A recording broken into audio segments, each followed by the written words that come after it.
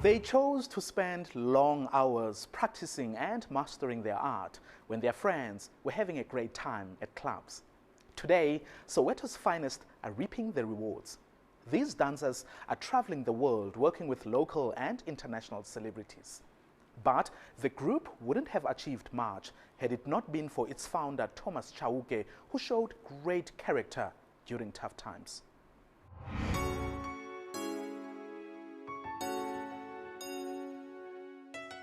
No matter how much suffering he endured, his passion kept him going.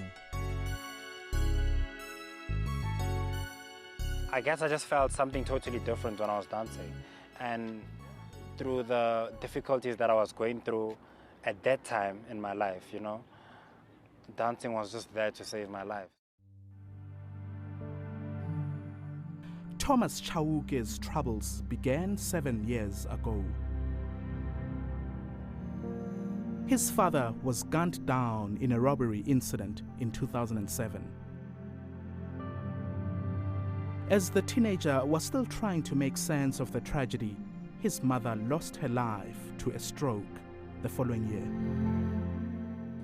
Obviously, it was painful, you know, but the most painful part about it was the fact that my family members, relatives, cousins, friends, they just fled. Like, they promised my mother while she was on her deathbed and said, no, we're going to take care of your kids, we'll take them to school and so forth. But when my mother passed away, people just disappeared. Shortly after the funeral, Thomas met a doctor who recommended that he seek shelter here at Ikageng home in Orlando, Soweto. Thomas had no alternative but to take the advice and join hundreds of orphans. I didn't even have time to mourn. You know, I had to become a father at a very tender age because there are other kids, my younger siblings, who are behind me that I had to take care of. He was just an angry person. He was crying all the time. He was just not open to the reality of actually moving on. Because it's really hard to move on from the loss of a parent. Bleak as their future seemed, the orphans continued with their studies. Thomas never giving up on his passion. Before his parents died, he started a dance group and wanted to see it doing well one day. He had a dream, he had an idea, he wanted to make it manifest into reality, so he persisted. Every day, he would leave the orphanage, gather his team and practice until very late. Although many people doubted that dance could be a lucrative career, Thomas and his crew, Soweto's finest, gradually became popular.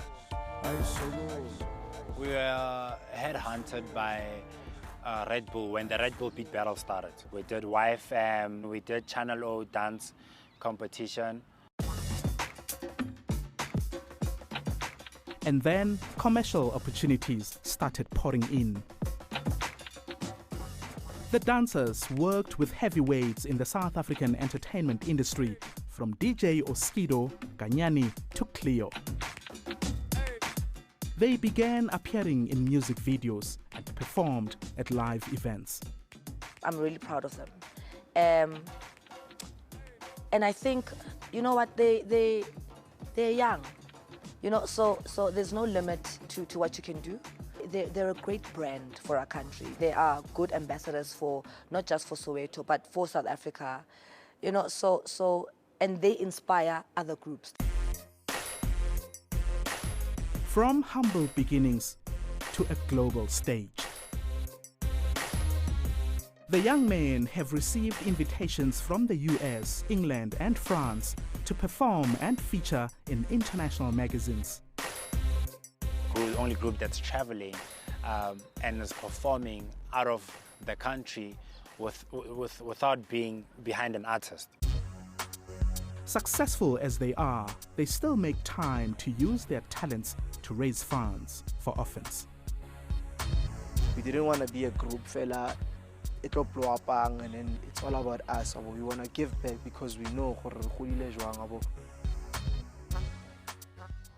Absolutely wonderful. Send us your feedback and let us know what you think. Against all odds at enca.com. You can also be in touch with us on Twitter and Facebook. Well, that's it for now. Join us again next time as we explore the lives of those who dare to dream, the people who are committed to making South Africa a country of possibilities. My name is Mphola Gaje. Cheers.